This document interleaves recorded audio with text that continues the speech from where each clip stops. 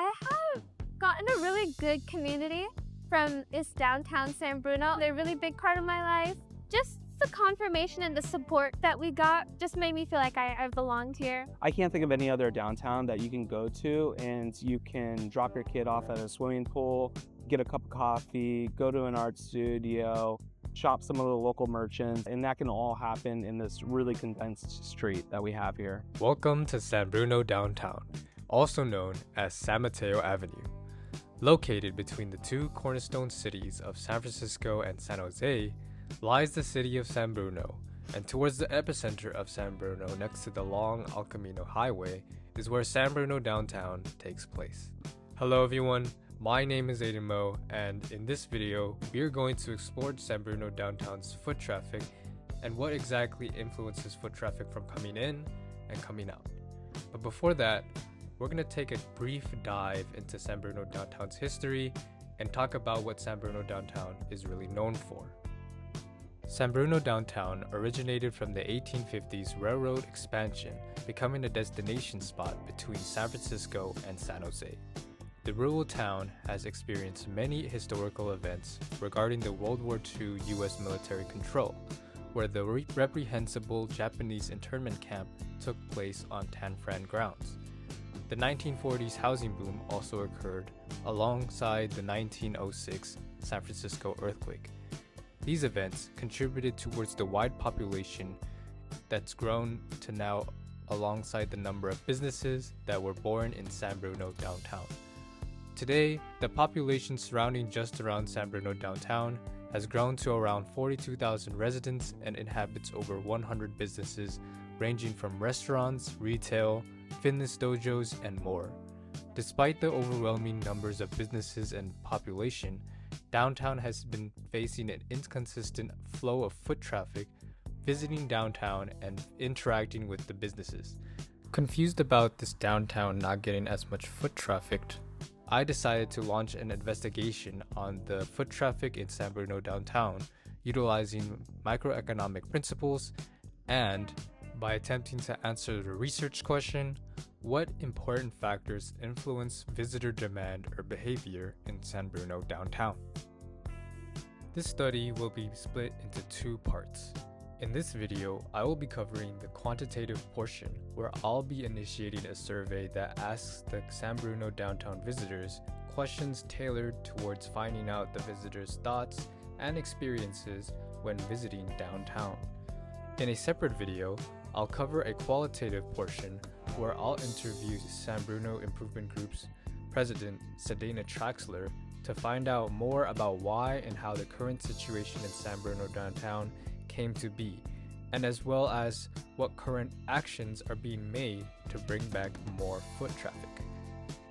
Now, going back to the survey, having promoted this survey by posting it on San Bruno Downtown Facebook servers, putting up flyers on downtown community boards, and simply asking visitors in person, the survey accumulated up to 50 responses within a month of releasing it.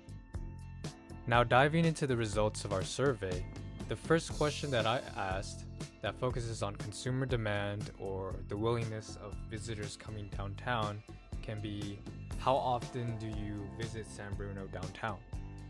Now, in the question responses, you can clearly see that at least 46% of the responses come at least bi-weekly or twice a week. The rest, 54%, come rarely or monthly to San Bruno Downtown. These results can suggest that the majority of visitors can have reasons to visit once in a while, but do not have the motivation to consistently come by. For those that do come frequently, come at the convenience of doing grocery shopping, or regulars dining in, and even those taking fitness courses that occur weekly. The second question, asking visitors how much do you spend per visit on average, will look into the most common spending habits.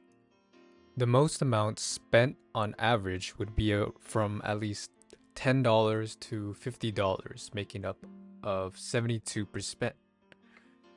This can suggest that the customers are not primarily high nor low spenders, but spends up to a moderate amount that's at least above $10 and below $50. The third question, stating how would you describe prices here, tracks the price elasticity of demand, or how much prices would discourage visitors from coming to downtown and buying. In the results, you can clearly see that at least 84% of the population say that the prices are reasonably priced. So this can suggest that prices are not a factor in demotivating visitors from coming, nor buying and spending how much they would spend here. This can even imply that the fair prices here are the reason why a lot of the visitors that are coming are being drawn because of the prices being reasonable and not overpriced. The fourth question asks, what would make you visit more often? With the options ranging from easier parking access, local and downtown events, more variety businesses, lower prices, and other factors. Better parking accessibility became the most popular choice, with the majority 42% together with the other factors of adding additional parking reasons, from removing required parking fees and adding free limited time parking. While the second majority choice was having more variety businesses with 36%.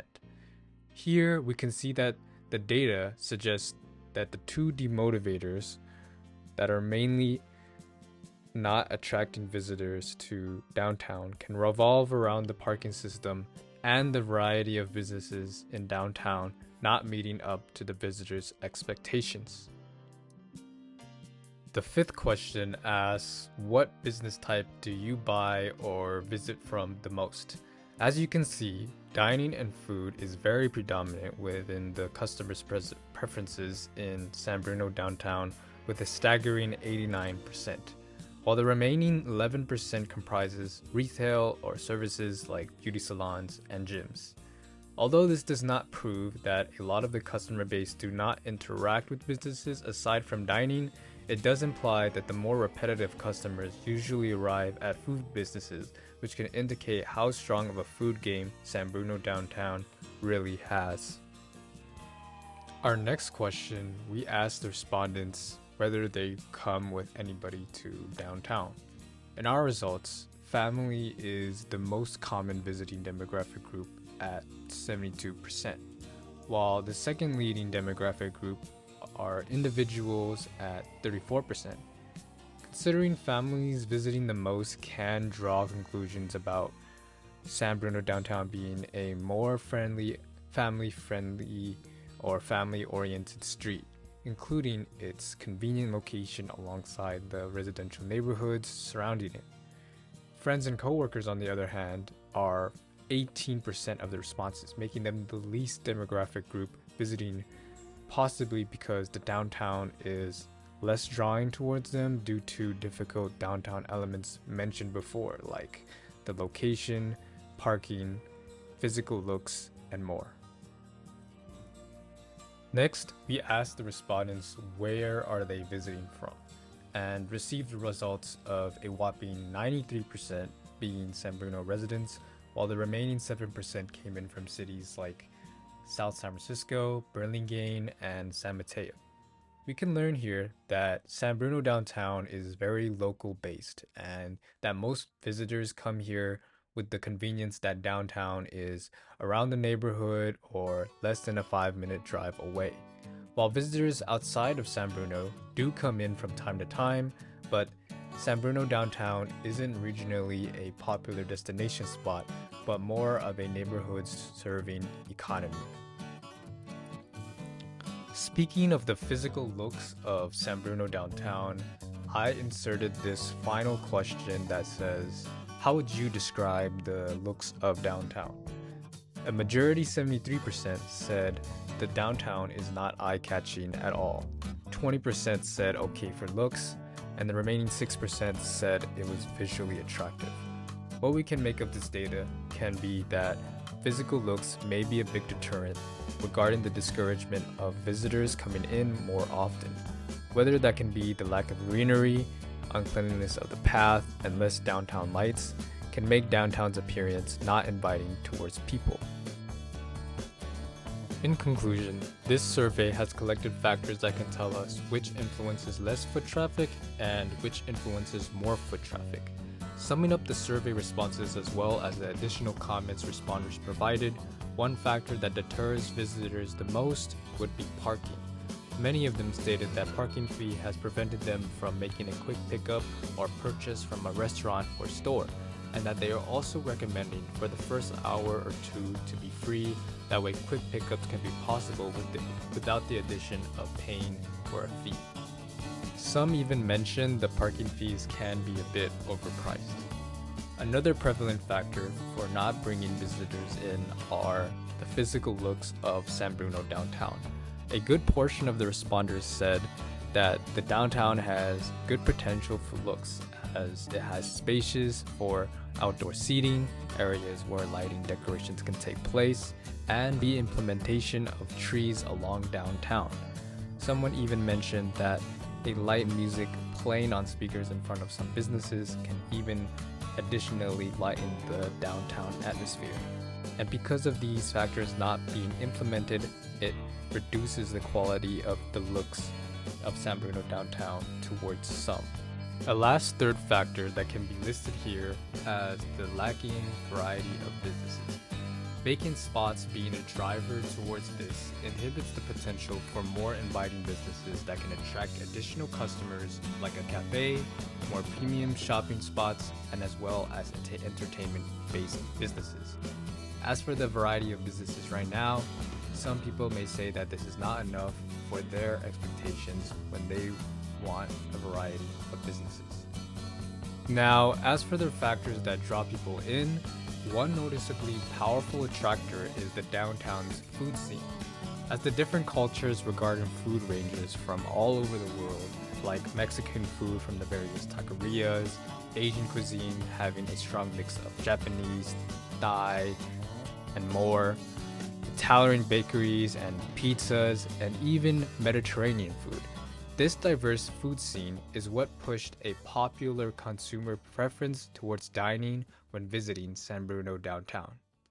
A second aspect that draws customers frequently are the price points businesses have, reflecting the data of whether they found prices to be expensive.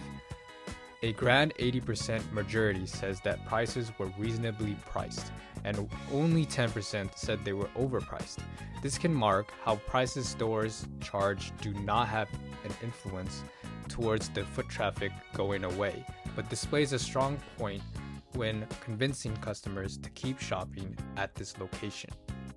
Finally, an attributor that serves downtown's foot traffic the most can be its convenient neighborhood location. San Bruno downtown is one of the downtowns where one can walk straight from their home within just 10 minutes and already arrive in downtown San Bruno. That's what makes much of the foot traffic locals, and it's because of the convenience it offers residents to go for a quick bite, buy groceries for their cooking, and even a space where families can come out to spend time, to hang out, or celebrate a holiday with some of the downtown's local events. Thank you for watching this video, and be sure to check out the second part of my study where I'll be interviewing San Bruno's Improvement Group's president and uncovering the backstory and current actions taking place to improve the foot traffic in San Bruno downtown. Thank you.